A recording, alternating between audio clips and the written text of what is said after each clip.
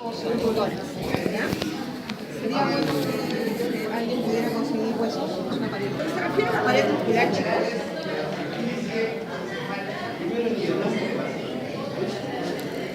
pared muscular vamos a tener sobre todo que hablar de los músculos inspiratorios, accesorios y principales, o principales y secundarios, se podrían llamar. El principal músculo inspiratorio por excelencia es el diafragma. Diafragma del cual solamente tenemos un repliegue en este momento, ¿ok? El diafragma, o sea, nosotros tenemos al tórax, ¿verdad? Nosotros vamos a tener aquí un músculo liso, se llama diafragma, un músculo que parece una cúpula, que va a tener tres cavidades, ¿verdad? Tres hiatos, de los cuales se van a lanzar pilares. Este músculo diafragma es el principal músculo. Nos vamos a dar cuenta de que se producen dentro del tórax algunos recesos. Los recesos son como bolsillos, ¿okay? Son como fondos exactos. Y vamos a tener así los recesos, en este caso los costodiafragmáticos. Son justamente esas. El diafragma en realidad no es tan redondo como lo he dibujado. Por lo general tiene una elevación más circunscrita a nivel derecho por la presencia del hígado, ¿verdad? Sin embargo, tenemos que reconocerlo, algunos reparos que nosotros tenemos que tener con ellos. Por la parte anterior nosotros, yo sé que no tenemos nada, pero estamos viendo los arcos costales. Los arcos costales se continúan con un cartílago costal. Los 7 primeros arcos costales tienen cartílago, ¿verdad? El octavo, noveno y décimo tienen un cartílago común. De hecho, así se va a llamar, cartílago costal común, ¿vale? Octavo, noveno y décimo. Y la onceava y doceava costillas son flotantes, son las 12 vértebras. Ellas hacia el lado central están anexadas, las que tienen cartílago, al sifoides, al esternón, ¿verdad? El músculo diafragma se va a insertar por su cara anterior hacia el borde inferior del apéndice sifoide. Hacia los costados se va a insertar, como lo están viendo, por repliegues en los rebordes costales de las últimas costillas, y hacia la parte posterior se va a anexar más o menos con la dorsal 12, a veces con la lumbar 1, ¿verdad? Estamos viendo. Deberíamos aprender también a distinguir las características y las diferencias entre los cuerpos vertebrales o las vértebras cervicales, dorsales y lumbales. Generalmente en esta etapa de su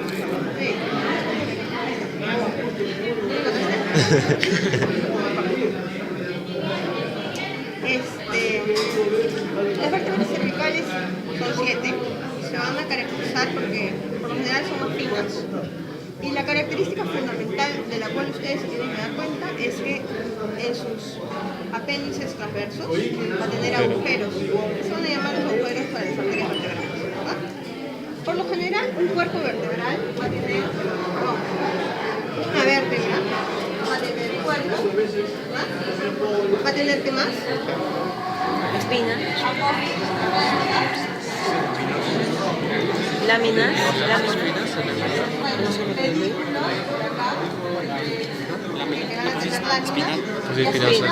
Espinosa.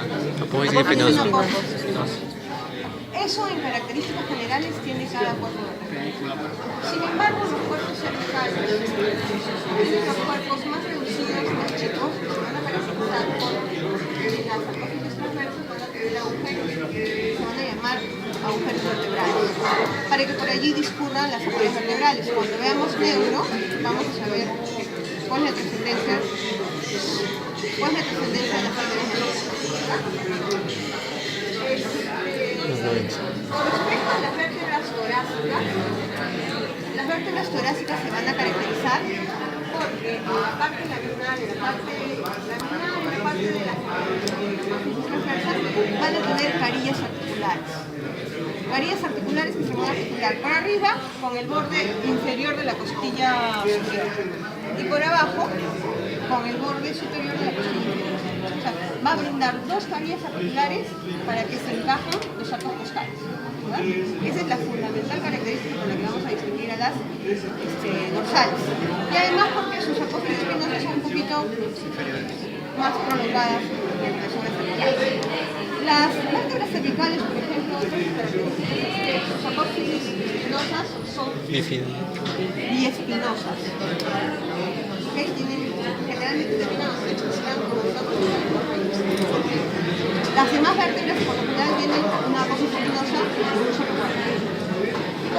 Las vértebras normales se van a dar cuenta de que sus cuerpos son mucho más anchos y sus apófisis espinosas son mucho más prolongadas, mucho más cortantes, mucho más gruesas. En características generales, por eso deberíamos nosotros diferenciar vértebras cervicales, dorsales y lumbales. Son 7 cervicales, 12 dorsales, 5 lumbares y 5 sacras. Los cuerpos vertebrales van a constituir parte de la pared ósea posterior de la caja torácica. Nosotros, cuando hablamos de tórax, ¿qué es tórax? Tórax es lo que está desde el borde superior de la primera costilla, donde está el agujero de entrada de la tráquea, del esófago, la cavidad, ¿verdad? Hasta el músculo diafragma. Todo eso es lo que va a constituir el tórax. La pared ósea va a estar constituida por detrás por los cuerpos vertebrales y por delante con lo que es la parrilla costal. La pared muscular va a estar constituida principalmente hacia el nivel inferior por el diafragma. Ya hemos hablado del diafragma. El diafragma es un músculo liso, ¿verdad? Está inervado ¿por qué? Por el nervio frénico. Aquí debemos hacer alguna acotación. El nervio frénico. En algunos minutos o en algún tiempo vamos a hablar de pulmones y vamos a darnos cuenta de lo que significan pedículos o ilios. Pedículos o los ilios son las cavidades de algunos órganos por las cuales van a atravesar grandes vasos, pero no solamente grandes vasos, venas y arterias. En el caso del hígado, por ejemplo, cuando hablemos de pedículo hepático, vamos a ver que entra la vena, la arteria y la vía biliar. En el caso del pulmón, vamos a ver que entra la arteria, la vena y la vía respiratoria, o sea, el bronquio principal, ¿verdad? Eso es más o menos para que ustedes tengan idea de lo que es un pedículo. Ilio, ¿sí? Entonces más o menos tengan esa idea. El ilio es algo así como una cavidad de un órgano blanco, se le llama órgano blanco u órgano noble, por el cual van a atravesar grandes vasos y el elemento que lo caracteriza. Como vamos a hablar de pulmones, en este caso lo caracteriza la vía respiratoria, que es el bronquio principal. Este ilio pulmonar se va a caracterizar con respecto a los nervios, porque el frénico pasa por delante del ilio, mientras que el neurovástico o vago pasa por detrás. Y se van a acordar porque el vago se sienta atrás, ¿no? Pasa por la parte posterior del ilio. Bueno, pero estábamos hablando del músculo diafragma. El músculo diafragma está inervado por el nervio frénico. Ese nervio frénico es un nervio principalmente motor. ¿Y cómo se forma el nervio frénico? C3, C4, ¿Se C5. acuerdan del plexo braquial? C5, C4. El plexo braquial era... Arriba. Arriba de C3, C4. C3, C4, C5 creo. Plexo braquial es... C5, C6, C7, C8, T1. El nervio frénico se forma por raíces de C3, C4, C5. ¿Ok? Fíjense la importancia de esto. ¿Qué sucede si un paciente tiene fractura cervical alta? Ustedes saben, además, respira bien. que si vemos desde la parte superior una vértebra, No respira bien. está el canal, ¿verdad? El resto de la estructura. ¿Qué pasa si hay fractura de una vértebra? Con este canal, ¿qué pasa? Arteria vertebral. La médula. La médula. Claro, cuando hablamos de las arterias cervicales, ahí pasa el Ahora te digo que lo pauses y empieces de nuevo la asociación para que me pases el otro video. ¿Saben lo que es la médula? La médula es la conjunción de axones nerviosos. Las neuronas son células nerviosas que suelen tener axones realmente largos. Y el conjunto de los cuerpos axonales, o sea, los troncos, por decirlo de alguna manera, de las neuronas, son las que discurren por todo el canal vertebral, la médula. Y esa médula transporta información motora y sensitiva. ¿Qué pasa si hay una fractura del cuerpo vertebral? Que corre el riesgo de haber lesión medular. Y si hay lesión medular, es como romper una carretera. Ustedes han escuchado que las neuronas no se restituyen. Eso es algo de lo que vamos a discutir porque se ha comprobado que hay algún grado de sustitución o de recuperación. No un grado porcentual al 100%, pero hay algún grado de recuperación, que es bastante lento, por cierto. Pero si hay lisis del cuerpo vertebral, entonces hay posiblemente interrupción de la masa medular. Si hay interrupción de la masa medular que tenemos, si por ahí pasa la información motora y sensitiva, ¿qué pasa si la cortamos? Problemas No va a motores. haber información sensitiva ni motora, no solamente el miembro inferior. Si nosotros estamos hablando de nivel cervical, fíjate, Superior, ¿no? primera vértebra, segunda vértebra, tercera vértebra, cuarta vértebra, digamos que la tercera vértebra o la cuarta vértebra, el típico accidente de moto con fractura alta de vértebras cervicales, ¿verdad? Ahí está la información motora y sensitiva de todo el resto del cuerpo. O sea, lo más posible es que ese paciente tenga cuadriplegia. Pero el drama no va a terminar ahí, sino que como ahí, a ese nivel se está formando el nervio frénico, posiblemente tenga también parálisis respiratoria, lo que empeora el cuadro, ¿verdad? Una cosa es que el paciente sea cuadripléjico y no se mueva, que de por sí ya va a tener bastantes complicaciones clínicas, y una peor situación es si el frénico también está afectado y producto de eso va a tener una parálisis motora del diafragma. Significa que va a tener insuficiencia respiratoria, significa que puede tener neumonía sin repetición. Entonces, hay algunas cosas clínicas que ustedes las pueden ir deduciendo si tienen una noción de anatomía. Yo sé que ahorita no estamos en la mejor situación de piezas vivas o bueno, material biológico, pero al menos hay algunas cosas de referencia que tienen que saber. Delante del ilio, el frénico, detrás del ilio, el neumovascular. Bueno, hemos terminado de hablar de la parte inferior de la pared muscular. Ahora tenemos los costados. Uno de los principales elementos que ustedes sí van a destacar son los músculos intercostales. Y van a ver músculos intercostales externos y músculos intercostales internos. Ambos músculos intercostales son accesorios de la inspiración y la expiración. Los músculos intercostales externos son accesorios de la inspiración y los músculos internos de la expiración. Es al revés. Fíjense. Intercostales internos, expiración. Intercostales externos, inspiración. La mnemoteca del barrio. ¿Ya? Estos músculos intercostales están inervados por los nervios del mismo nombre. Aquí hay otro parámetro anatómico que es interesante conocerlo, sobre todo para cuestiones clínicas de ustedes en su práctica médica más adelante. Imaginemos los chicos, ahí está el tórax, ¿ok? Adentro están los pulmones. ¿Okay? Fíjense, en primer lugar, que yo no he dibujado los pulmones del mismo tamaño de la cavidad torácica. Y además acá va a estar la pleura.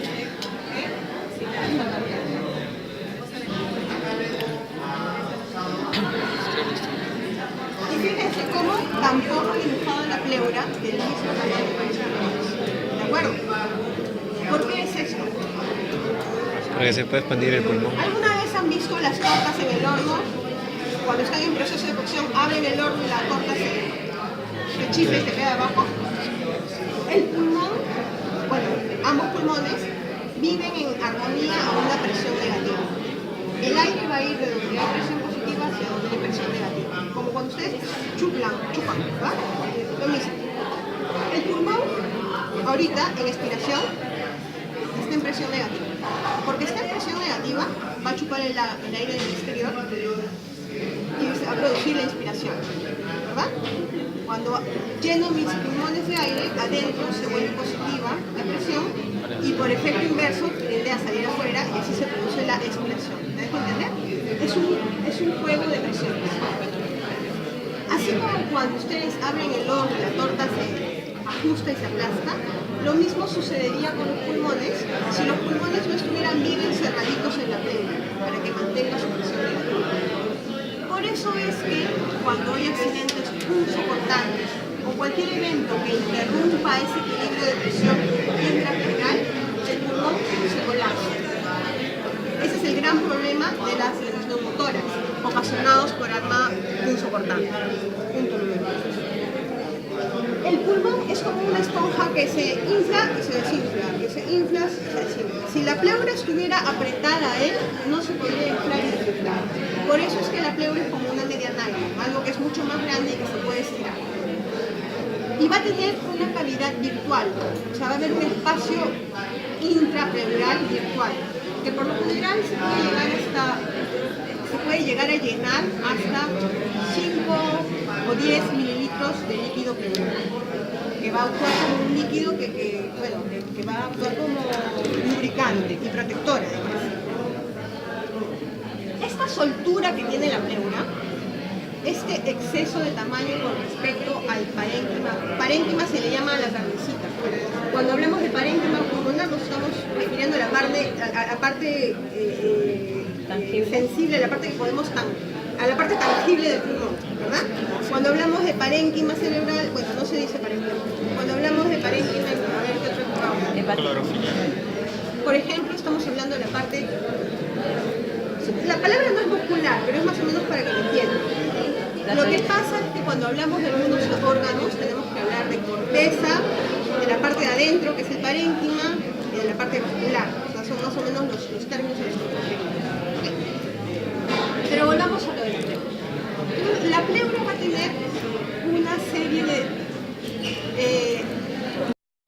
sin embargo, en algunos límites mi mandil se repliega sobre sí mismo, sobre todo en las esquinas, en los bolsillos, ¿verdad? Es parte de su estructura. La pleura también va a tener algunos desdoblamientos o doblamientos sobre sí misma en la pleura. Y eso va a dar lugar a los senos, o a los recesos, o a los fondos de saco. Ese término de fondo de saco es algo que vamos a escuchar bastante frecuente en todo lo que es anatomía de tórax, abdomen y pelvis. Bueno, estos recesos son importantes ubicarlos y conocerlos, porque cuando hay patologías pulmonares tipo neumotórax, tipo hemotórax, tipo biotórax, por gravedad, chicos, si ustedes tienen un globo, lo inflan con agua y con aire.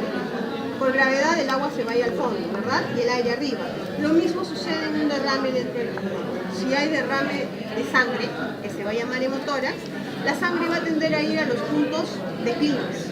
Si hay derrame, no es la palabra, pero es para cuestiones de didáctica, de aire, por cuestiones de dinámica, el aire va a tender a irse a la parte de arriba, a la cúpula, ¿verdad? Al ápice que le llamamos.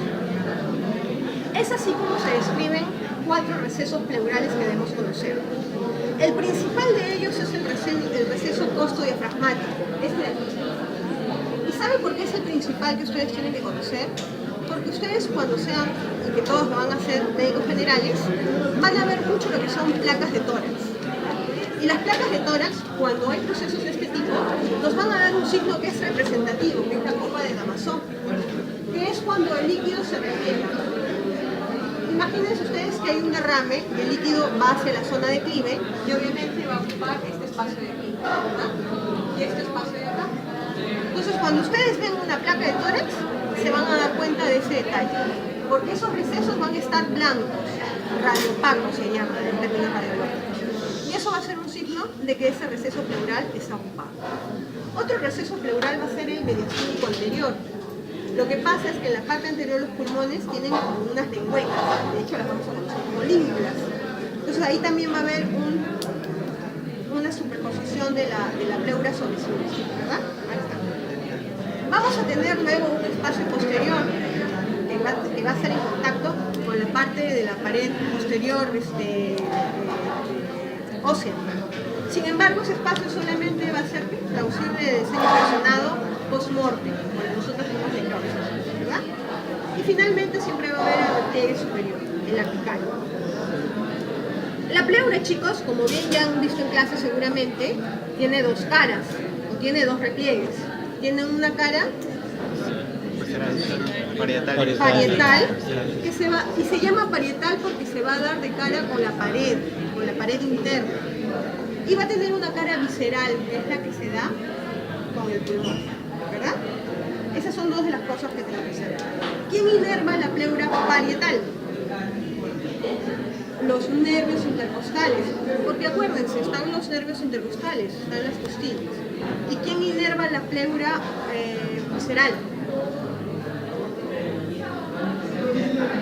El dendrogastro, ¿verdad? ¿Cómo se llama? El recurrente, laringio recurrente, ¿verdad? También da una rama recurrente. Pero yo les iba a hablar de las costillas. Fíjense, las costillas se van a caracterizar desde el punto de vista vasculonervioso por algo que sí es interesante saber. Cada costilla, chicos, ahí está la costilla, ahí está una costilla, acá hay costilla del otro lado. Entre ambas va a haber un lado un músculo intercostal externo y del otro lado interno va a haber un músculo intercostal externo, ¿verdad? Pero además cada costilla va a tener un paquete vasculonervioso. Es decir, cuando nosotros hablamos de paquete vasculonervioso nos referimos a vena, arteria y nervio, ¿verdad? Y ese paquete vasculonervioso por lo general va a discurrir por el borde inferior de la costilla, o sea, por acá.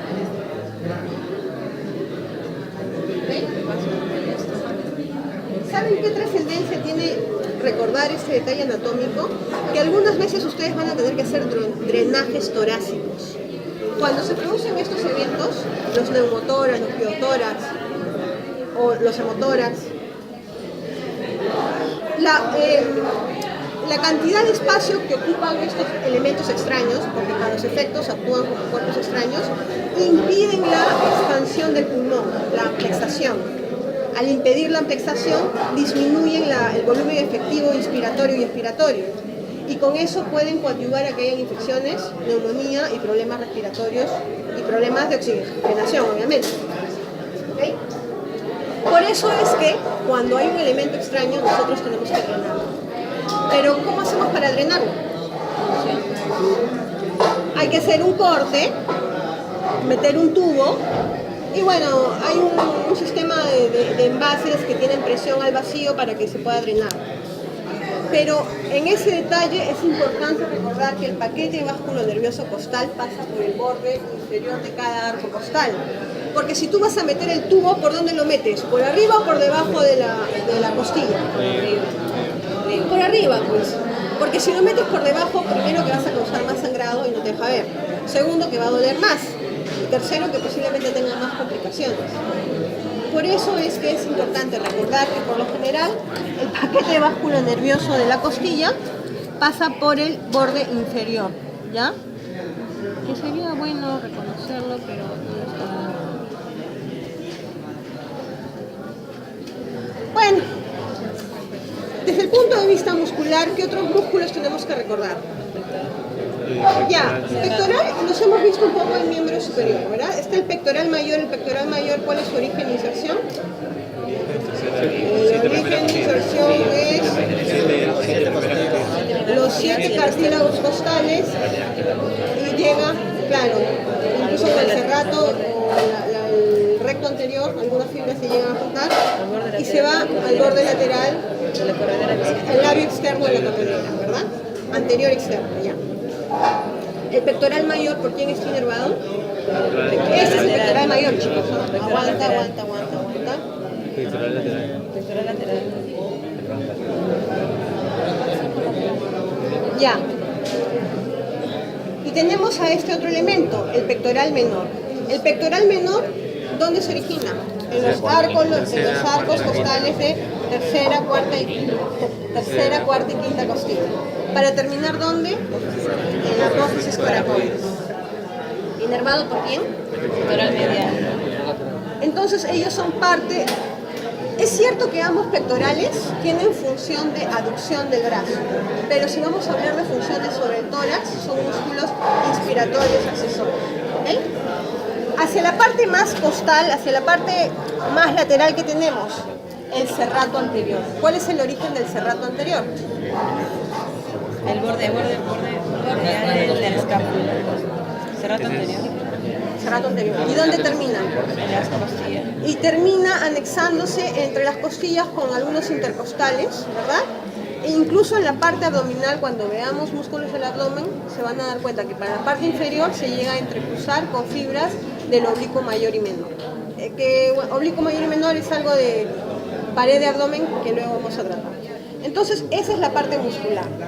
En la parte práctica, ¿qué tenemos que reconocer, chicos? Bueno, costillas son fáciles de reconocer. Hay algunas cosas que sí tenemos que mencionar. Fíjense, clavícula y esta de aquí, la primera costilla. Generalmente, cuando preguntan por costillas, la primera costilla es un elemento bastante preguntado. La primera costilla tiene algunos reparos. Primero, ¿con quién se relaciona? Bueno, sí se relaciona con el manubrio del sternón, pero ¿qué músculos importantes se insertan en él? El subclavio, bueno, el subclavio es uno, pero en realidad a mí me parecerían de mayor importancia los escalenos, anterior y medio. ¿Okay? Y de hecho los escalenos, aunque son considerados músculos del cuello, también tienen una función inspiratoria secundaria, accesoria. ¿Okay? Y la relación que hay entre esos escalenos, que bueno, no están aquí, es que entre ellos pasa el plexo braquial y por delante del plexo braquial la vena subclavia, ¿verdad? La arteria. Entonces, perdón, la arteria, sí. Entonces, esa es la relación que habría que recordar con respecto a la primera costilla. Si tuviéramos que afrontar un examen práctico, reconocer los intercostales externos es relativamente sencillo, ¿verdad? Si la flecha apunta hacia la parte interna, tienen que ser intercostales internos. Los pectorales, mayor y menor, ya lo saben reconocer. El serrato es fácil de reconocer porque tiene forma de serrucho, ¿verdad? Y el diafragma, bueno, el diafragma también es otra cosa que no pueden dejar de reconocer, porque chicos, cuando lo ven por la parte interna, es el único músculo que va a haber en sus cadáveres. Un repliegue entre lo que es tórax y lo que es abdomen necesariamente tiene que ser el diafragma. Y en ese nivel justo estamos viendo el receso costodiafragmático. Bien, de diafragma habíamos dicho que teníamos que saber que tenía 3 hiatos. Bueno, primero, ¿cómo se inserta? ¿Cómo se origina? Ya les he dicho. Por delante, obvio, se inserta en la parte distal, en la parte inferior del apéndice sifoide. En el declive de las costillas 9 y 10, porque el 11 y 12 son flotantes, ¿verdad? Y por la parte posterior, en los cuerpos vertebrales de la torácica 12, a veces lumbar 1, a veces torácica 11, eso depende de la bibliografía y del paciente. Tiene 3 hiatos, es decir, tiene 3 huecos importantes por los cuales van a ingresar algunas estructuras. ¿Qué estructuras tienen que atravesar el diafragma, chicos? Esófago. La vía respiratoria. ¿La vía respiratoria cruza el diafragma? No, porque la vía respiratoria se queda en el tórax, o sea, tráquea no. La vía digestiva, mediante el esófago. La arteria y el reflujo venoso, la vena cava inferior, ¿verdad? Entonces va a tener 3 hiatos para esos 3 elementos. Ya, ok. Con respecto a pleura, chicos, en la parte práctica va a ser bastante difícil que nosotros observemos pleura in situ, porque para empezar no hay pulmones. Entonces, pero igual, en cuestiones prácticas, siempre es bien difícil encontrar un pulmón con pleura.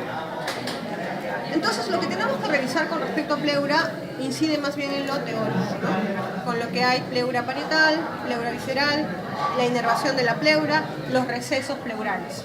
¿Okay? Cuando hablamos de pulmón, ahí sí, me parece que el año pasado alguien dejó un pulmón, no sabe nada de eso. Entonces, vamos a hablar de lo que significa mediastino, ¿ya?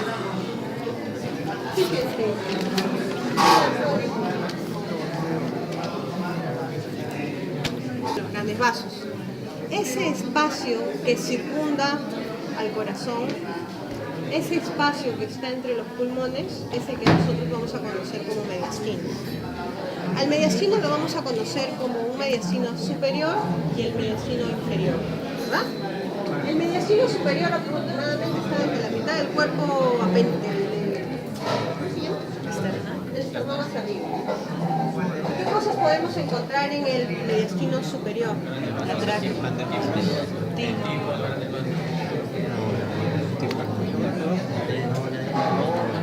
Ramas de la aorta. Los troncos de los grandes vasos, ¿verdad? Aorta, vena cava superior, ¿sí? ¿Qué más? De la parte respiratoria que podemos encontrar. La laringe. La tráquea, el timo. El timo por lo general en niños hasta los 7 años. Algunas veces en los adultos hay recesos de timo, pero no es una constante, ¿verdad? Con respecto a la parte nerviosa que podemos encontrar en el vestido superior. Al laringe recurrente. ¿Qué más? ¿Qué más? El frénico que va por delante, ¿verdad? El neumogástrico. También. Y cuando hablamos de mediastino inferior, tenemos que hablar de un mediastino anterior, un mediastino medio y un mediastino posterior. ¿Ok? Mediastino anterior, medio, posterior. ¿Qué se contiene en el mediastino medio, por lo general? El corazón y el origen de los troncos pulmonares, a veces, ¿verdad?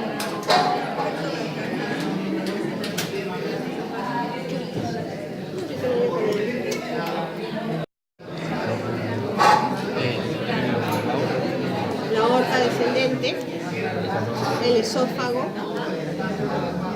El vago pasa por ahí. también posterior.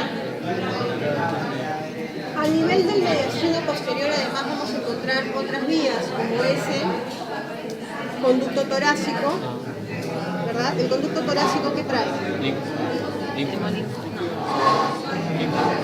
Drenaje venoso. Linfático. Chicos, acuérdense que nosotros tenemos 3 tipos de circulación.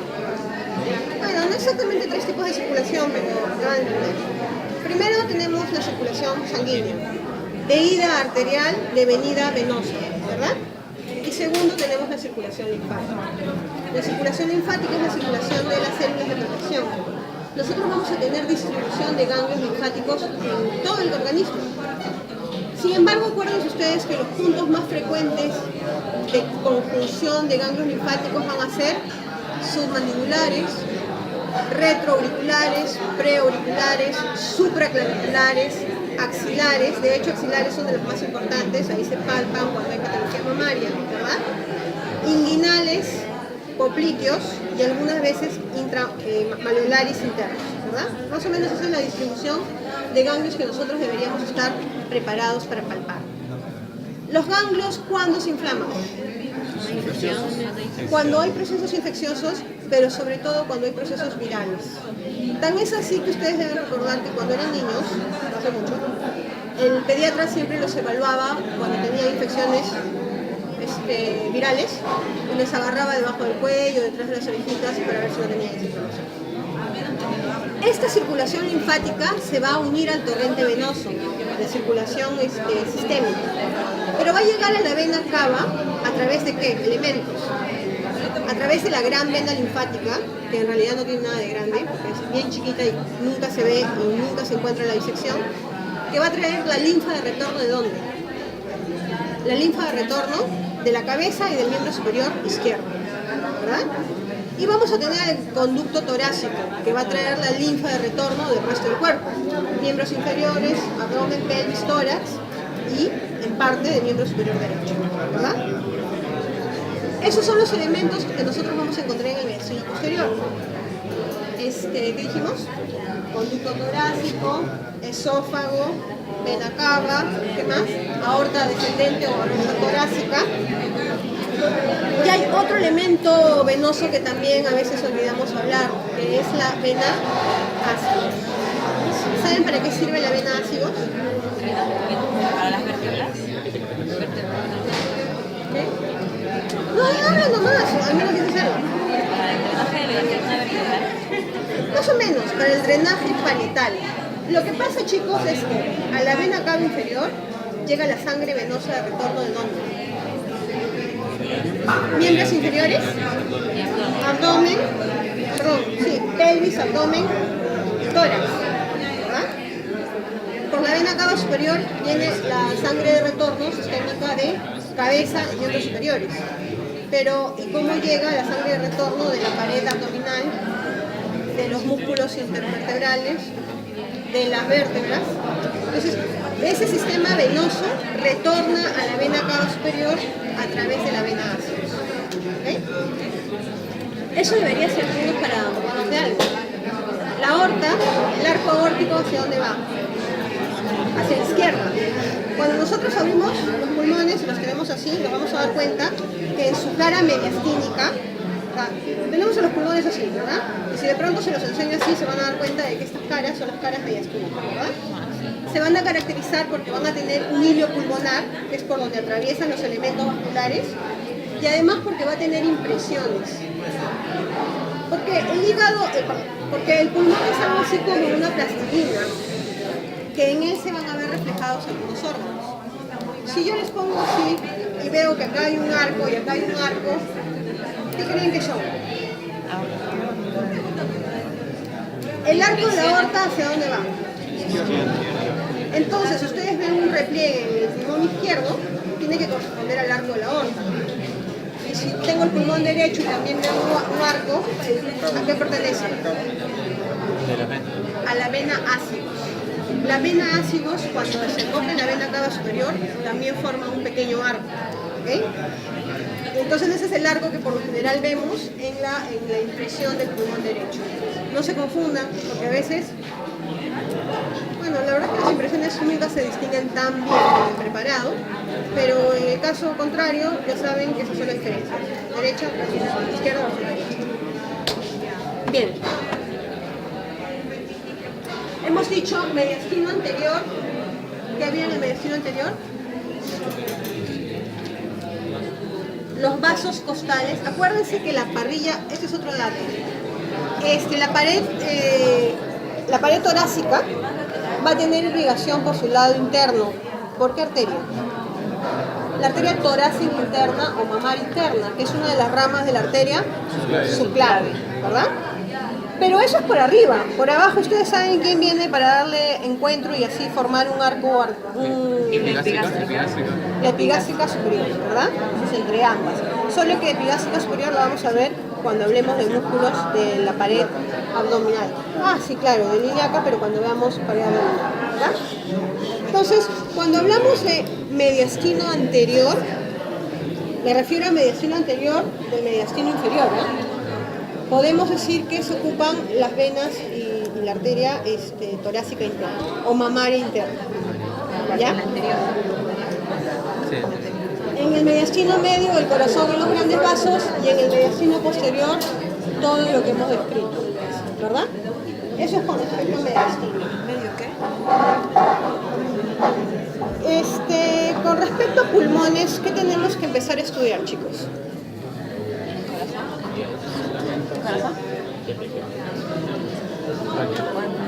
Ya, para empezar, ustedes saben que el pulmón tiene segmentación, ¿verdad? Que podría ser lo que les ofrece mayor dificultad, porque son 10 segmentos en cada pulmón y aparentemente aprenderse de memoria los 10 segmentos de cada pulmón es yuca, porque no te lo han explicado. Para empezar, el pulmón, estudiamos segmentación del pulmón porque cada uno de esos segmentos tiene autonomía funcional. ¿Okay? Ahora nosotros estamos viviendo el boom de los antibióticos y las pastillas y las drogas, pero acuérdense ustedes que hace poquitos años, estoy hablando de la década del 70, 80, o sea, no hace mucho, no se tenía esa facilidad de antibióticos, sobre todo contra la tuberculosis, ni tampoco medicamentos para las neoplasias, ¿verdad? Ni mucho menos para las parasitosis. Entonces, cuando encontrábamos pacientes con estas supuestas patologías, de hecho ni siquiera habían imágenes como para decir con una tomografía este paciente tiene tal cosa, sino solamente lo deducíamos por clínica. La terapia a la que nosotros podíamos recurrir era la cirugía. Entonces, nosotros abríamos tórax y extirpábamos pedazos de pulmón. ¿Y por qué podíamos extirpar pedazos de pulmón? Porque Vesalio, bendito sea, se dio cuenta de que los pulmones tenían segmentación. Quiere decir que cada uno de esos segmentitos tiene su propio bronquio, su propia arteria y su propia vena, ¿no? Entonces, es más o menos como un arbolito. ¿Qué necesita un arbolito para vivir? Agua. Tierra, nutrientes y agua, ¿verdad? Entonces cada uno de esos segmentitos tiene arteria para que le lleve la sangre, vena para que le traiga la sangre y bronquio para que cumpla su función metabólica, ¿verdad? Ok, por eso es que nosotros tenemos que estudiar segmentación. Los pulmones van a ser dos, obviamente, derecho e izquierdo. El pulmón derecho se va a caracterizar porque tiene tres lóbulos, un lóbulo superior, un lóbulo medio y un lóbulo inferior. El pulmón izquierdo solamente tiene dos lóbulos. Una de las primeras cosas que tienen que distinguir en los pulmones son las fisuras. ¿Okay? El pulmón izquierdo va a tener una sola fisura, va a ser la fisura longitudinal. El pulmón derecho va a tener dos fisuras, una fisura longitudinal y una fisura oblicua, ¿verdad? O una transversa. No sé, algunas veces lo interpretan así. Okay. Vamos a otra de las cosas que debemos hacer.